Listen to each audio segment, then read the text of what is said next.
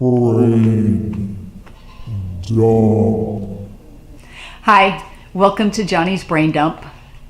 It's been a while, and it's a new year, and it's a new brain dump. I'm still going to include a lot of your favorite things, what I'm working on creatively, what's going on with me in the creatively, how I'm dealing with my current situation, and being able to carve out space to do what I need to do. I've got several projects on the books right now. I've got 3 zines I want to knock out over the next 6 months. I want to put out another Little Buddhist zine. I want to work on Queer Landings, which is a zine about creating safe space for queer people, genderqueer, trans, alternative, whatever it is that you consider yourself as a queer, and how, when you're walking through a grocery store and somebody looks at you funny because you don't look like anything they expect to see in the world. How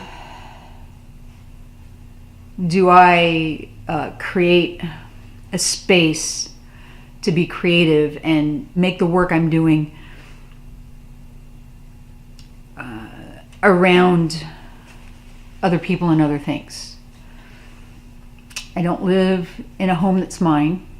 I live in a space that's shared, and I live in a space that's shared that has other people who have needs that need to be met. I spend a lot of time, there's some time where I can be creative, and I get a lot of video done. I've gotten a lot of things logged. I've been putting together some projects. I'm doing some off-the-cuff stuff, which is good. But I've only got 1 zine out in the last almost year. The Little Buddhist zine was the last one I did.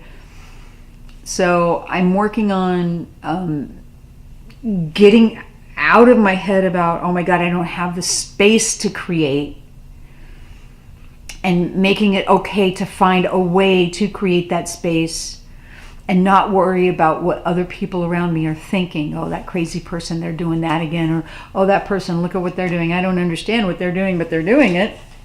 So letting go of judgment about my creativity.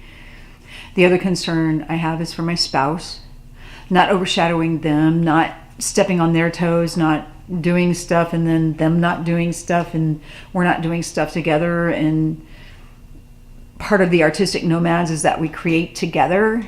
So there's been a lot of issues around creativity. In late August, early September, whenever it was, I went to I tabled my first Zine Con, which was really cool. It was the Kansas City Zine Con. I was so excited to be there. I was so happy to be there. I made some money back, and I was happy about that. I sold some zines. I talked to some really cool people. I put an application in for the Omaha Zine Fest.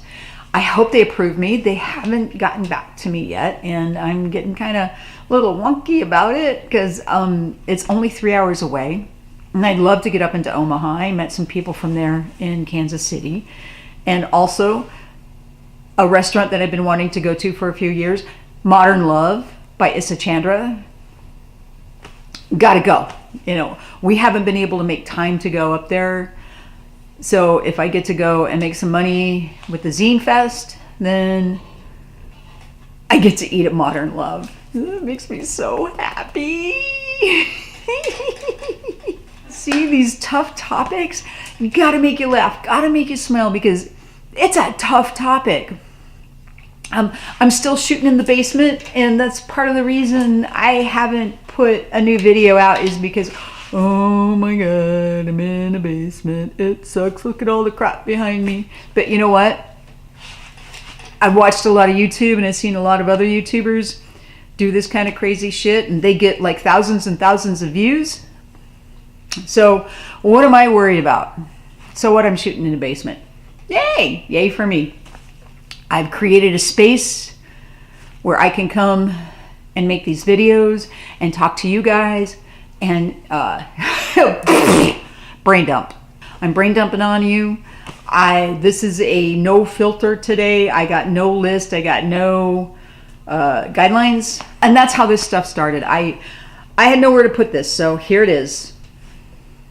Here it is. Recently, physically, I had to go get my feet looked at. My ankle started giving me a lot of grief, so I did that. And it makes it hard to walk. It makes it hard to take walking meditations, which I love to do. So I was down for a couple of months about walking. Also, cold. Cold makes it hard to walk. And apparently we've been colder than usual out here in the heartland. So, which I have no scale for. Desert. Winter. In the grasslands, I don't know. There's snow. What are you going to do with snow? So what am I doing? So I'm putting out a few more zines. I revamped my section of the Artistic Nomads website. I realized I went back and looked at it and it was like, ah! So I've revamped that. So you can take a look at artisticnomads.com/diecast-poetry and look at my stuff. I've got zines for sale there, and I haven't put up my recipe zines yet, but I'm thinking of doing that. They're over on Kitchen Shaman, kitchenshaman.com. You guys should go over there and check it out. I haven't revamped that site, but I didn't make the buttons work for the books. I took them off of Kindle, and I didn't put new buttons on the website for about 6 months. I thought people were able to buy my books and they weren't. That was not good. That was not good. I'm really trying to get away from judgment language. Not good, bad, bleh. So it was a poor choice. It was an oversight on my part. I did not restructure my buttons. But now it's all connected to PayPal. And if you want to order zines from me, right through PayPal. There you go. Looking down the throat of National Poetry Month in April. It's a month and a half away, and I'm getting kind of antsy about it. I did the project last year where I read a poem a day for 30 days and put them up on this channel, and you can see that list, the Poem a Day video series. That kicked ass. There's not a lot of views on the playlist, but you know what? I did it. What I'm going to do for this year, I don't know. I'm really thinking about I'm working on one video poem right now, which was my signature poem for many years. Since it was my signature poem, I always wanted to put it to video, but I never did. And I have a couple of renditions of it. But a couple of years ago, I did a script. I did a video script, and I made a shot sheet. And I started collecting and gathering some of these images that I needed for this poem. And it's taken me a while to get back to it, but now I've started doing it again. So I've got 19 out of 60 shots. Yay me. But I've hit a bump. I've hit a little bit of a wall. There's no green out here right now because it's winter. Sometimes there's a lot of snow. There's no green leaves on the trees. It's scary green. So I don't have a way to, I can't shoot the performance sections where I'm out there, talking the poem because there's no green. And so I was talking about it the other day, and my spouse was like, well, but what does green mean to you? Why do you need green? And I was like, well, because it conveys growth and all of that. There's this thing about green. I don't want to shoot the performance part of the video in the dead of winter, in the naked winter, where the grass is brown, where the trees are naked. I mean, I would have the same problem in Arizona during summertime. Grass is brown, trees are brown, things don't get watered unless you're in a park. And that's the thing about Arizona, the parks are watered, so the parks stay pretty much green year round, and we have evergreen trees, and we have other kinds of trees that stay green year round.